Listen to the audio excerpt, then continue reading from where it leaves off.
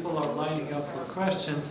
I want to remind everybody that at 6:30 we have the General Assembly of the TNT Association, which looks forward to members as well as non-members to attend. So at 6:30 in this area we'll have the General Assembly. So questions for Dr. Abraham, and meanwhile Dr. Sinclair, Dr. Attard, Gilles, please come over. Can I make question to Dr. Sinclair, or I can wait? No, please do. Please do. Okay. So to Dr. Sinclair, I'm Parmigiani from University of Campania, and I was maybe I have not rightly understood, but how do you perform continuous monitoring of the laryngeal nerve during thermal ablation? Is an experimental study maybe, or? Thank you.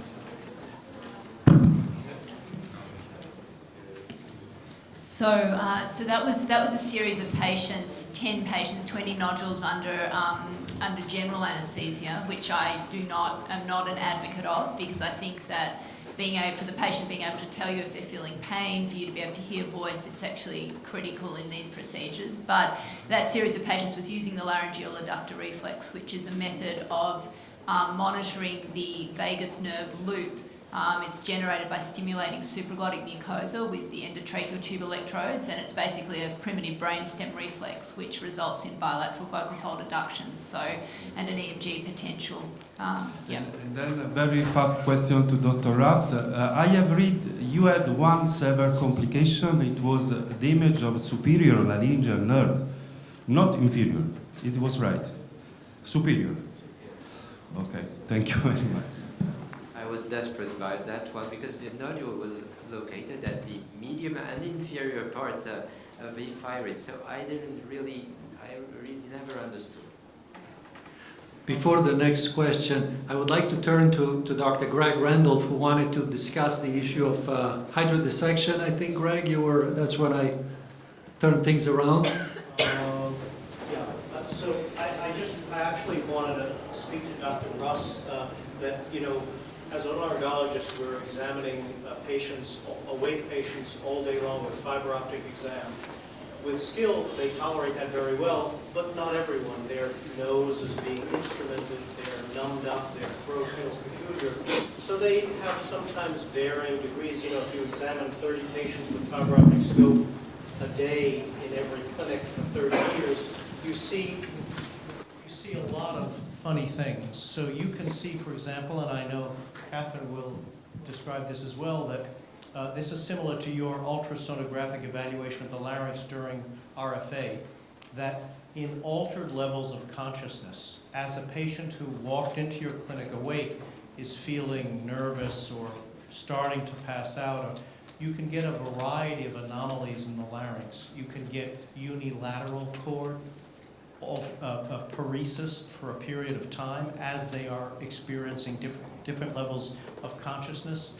You can have that be one side at one point, one side on the other.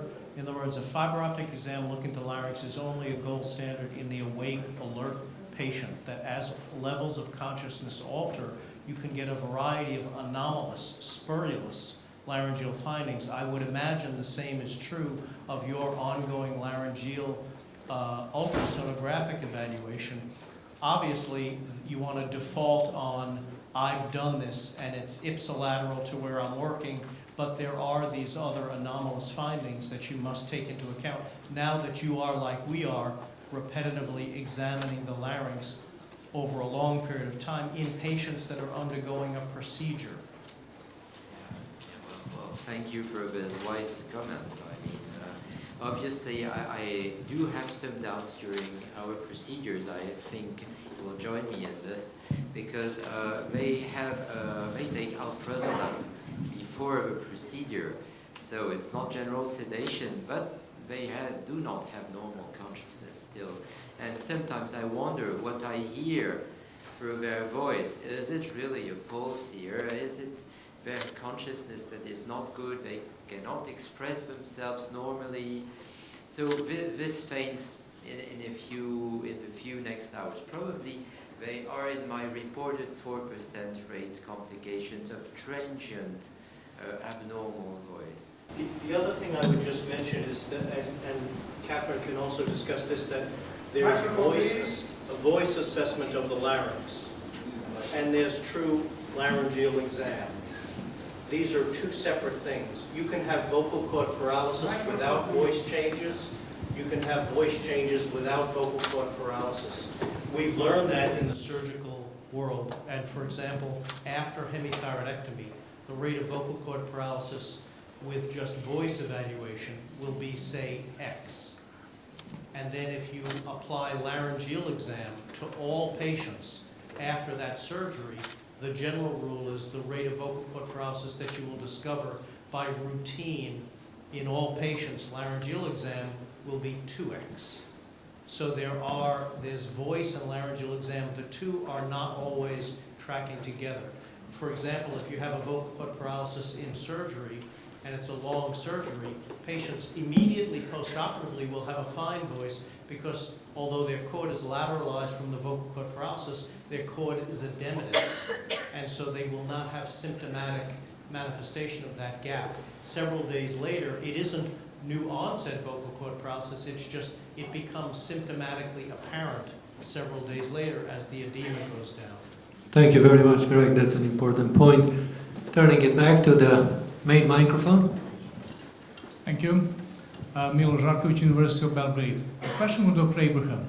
You showed us the use of the ethanol ablation for solid nodules.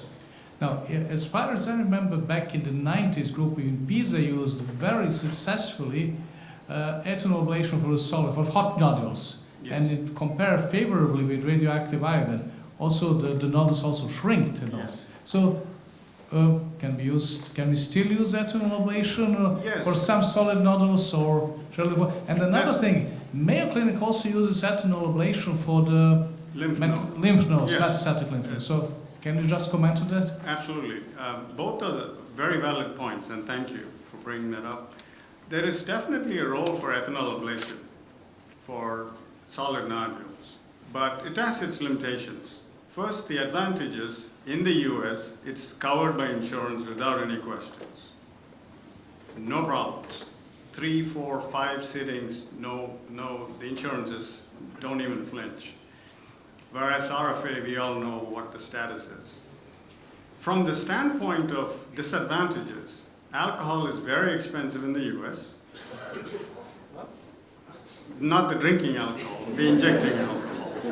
It's about $1,500 to $2,000 a single ampule. And PEI for solid nodules require 2 to 4 sittings. That can be reduced by 50% if vascularity targeting is used. So on a case-by-case basis, particularly the smaller nodules that are functional will respond very well to alcohol ablation. With regards to the recurrence rate, these are clonal tumors due to thyroid stimulating receptor mutations. These clones will recur with alcohol ablation. Even with RFA, it recurs, and that's what Dr. Beck and I were discussing when I was visiting with him. So toxic adenomas after RFA is not a done deal. These patients need monitoring lifelong. There is a risk of recurrence down the road, because all you need is a few cells with the TSH receptor mutation, and if you give long enough time for it to grow, it will come back. So the recurrence rate is a certain percentage, depending on which study you look at. So yes, there is a role. With regards to the metastatic lymph node study by the Mayo Group, it's one of the most elegantly done study, if you ask me. They target the posterior aspect first and gradually inject the anterior aspects next. There are few other European groups have also reported just as good or even better results, but there are limitations. In these patients should be treated with at least radioactive iodine once or twice. Fewer lymph nodes in single region or single surgical level, measuring less than a couple of centimeters at the most, do have a role for PEI as an ancillary treatment. Thank you. Thank you very much for a wonderful session. Darren Gibson from Australia. I'd just like to ask Dr. Russ a question. Regarding the learning curve, with the an increase of point-of-care ultrasound, and we see a fantastic meeting of collaboration of different operators here, endocrine, surgeons, radiologists, did you do a sub-analysis of the skill set of the person actually doing the procedure, whether that was endocrine, surgeon, radiology, etc.? Thank you.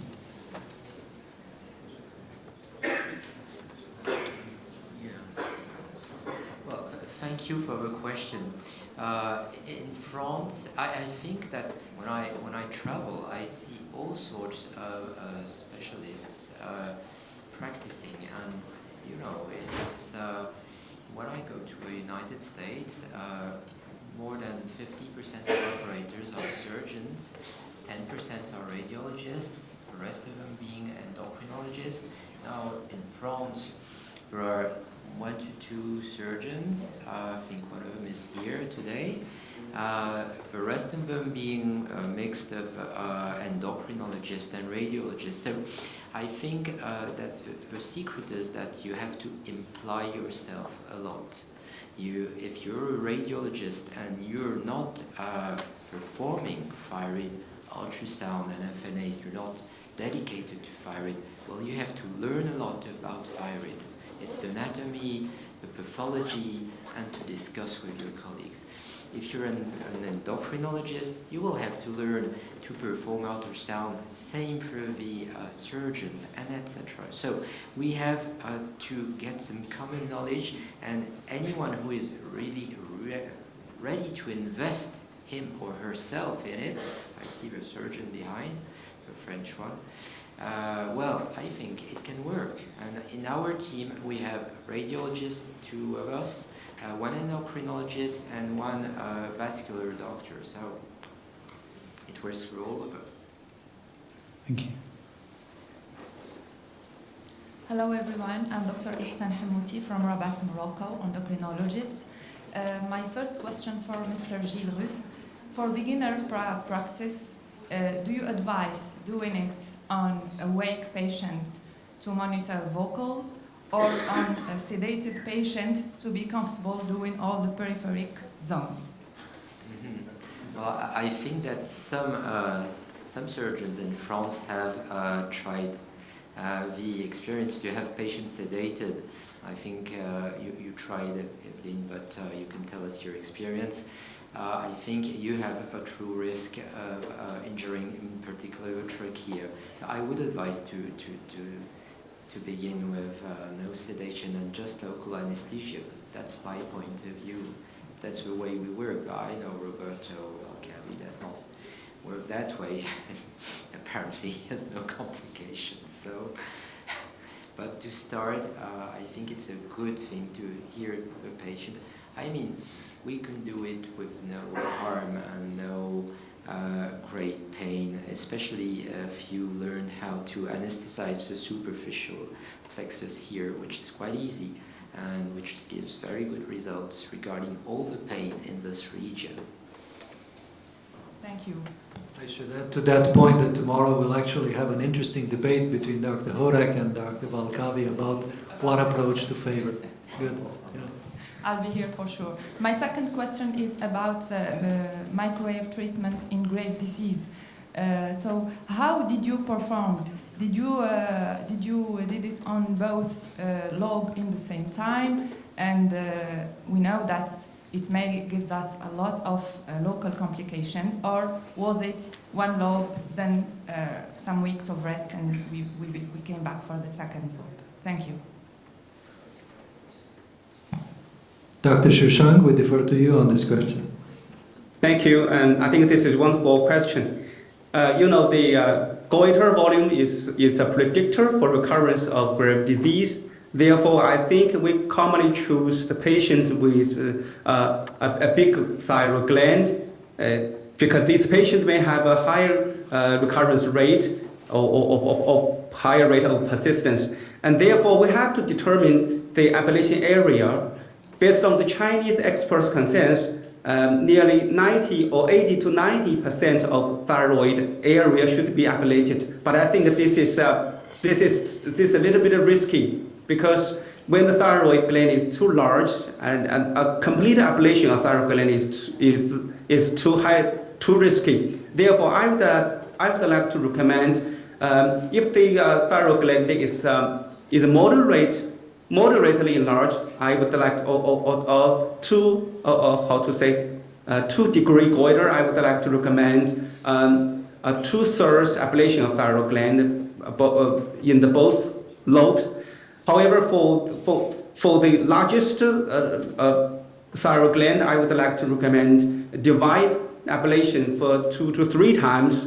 We can ablate one thyroid lobe, and then we observe the thyroid hormone level, the methimazole dosage, and we determine when to perform the second ablation. But interestingly, some of the patients may experience discontinuation of antithyroid drugs even after one lobe ablation. Therefore, I think the safety always the most concern. And then, based on this, we can determine the ablation area.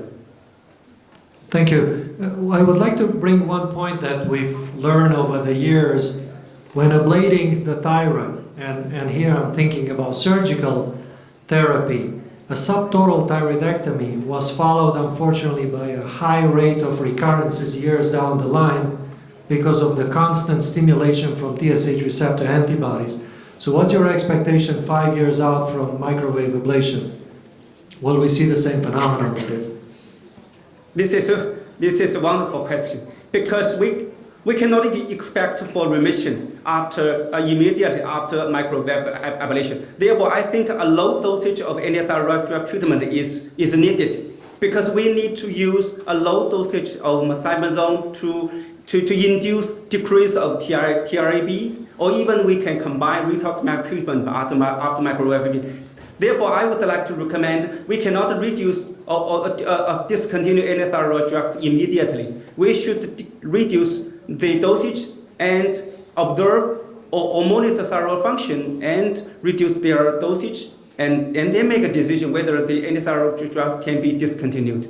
Thank you. Hopefully next time we'll have you here in person to inquire even further from you. Turning back to the main microphone. Thank you. My name is Luis Arturo Ayala from Venezuela in South America.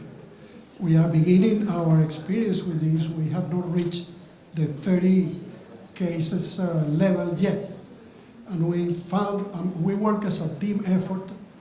So we found that with very solid tumors, or tumors very low in the close to the inferior pole, that if you have someone to assist you with the probe, to move it with the hand and put it in front of the needle instead of having to change or make other incisions.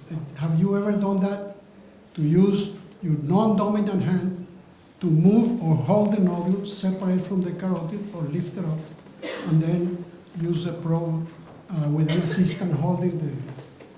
I'm sorry, but my both hands are identical. No, if you have someone else... Procedures, both sides, it doesn't bother me, but I seen one team in Roma where there were 2 operators. So one of them was holding the probe, and the other one was performing the ablation. So this is feasible if it answers your question, but I think truly we have to get the coordination with the brain and hand, and basically it can be done on both sides, and it can work with practice. I don't know if you understood what I said. If you have an assistant that can hold the probe, can you hold the nodule or move it in front of the needle? You haven't done that. Well, I've never done it that way. That would be the answer. May I comment on my personal experience? Is that I am right-handed, but I decided after I perform thyroid ablation sitting back of patient's head. And in this setting, in this particular setting, you have to invert hands depending on you are performing RFA on the left or on the right lobe. And it takes maybe 10 procedures, and you can educate yourself to use both hands. So I use both hands now indifferently. Thank you. Thank you, Roberto. I'm Evelyne Sozema, endocrine surgeon in France. My issue has already been addressed a little bit. I would love to Dr. Shuhang to explain the role of thermoablation for Graves' disease, since we abandoned subtotal thyroidectomy for 20% recurrence in 5 years. So now we accept 25% in 1 year, although we start to talk about surgery for patients for Graves, because they've had enough. They have multiple recurrence, they want to be pregnant, so we need 0 recurrence. So could you please explain to which patients do you propose thermoablation for Graves, please? Thank you so much. I can imagine this is the common concern by our endocrinologists, because we think radioactive iodine treatment and antithyroid drugs and surgery remain the cornerstone of hypothyroidism treatment. What about thermoablation? How can thermoablation improve the treatment success of hypothyroidism? And from our preliminary experience, I think thermoablation can destroy thyroid glands and reduce the thyroid hormone production, and thus reduce the antithyroid drugs. And also, in some patients, or even most of the patients, the TRB level slightly decreased. But I think the most serious limitation of these studies, we have to have an antithyroid drug treatment group as a control, because we know that these patients was continued with ATD treatment. Their dosage was decreased spontaneously, and their thyroid function improved as well. And the TRA level can also be reduced by ATD treatment. Therefore, I think we have to design a better study to compare the thermoablation treatment to ATD treatment for persistent and relapsed hypothyroidism patient. And I think this is a wonderful question. Thank you. Thank you very much. Thank all the speakers for their contributions to this session, and this session is now closed.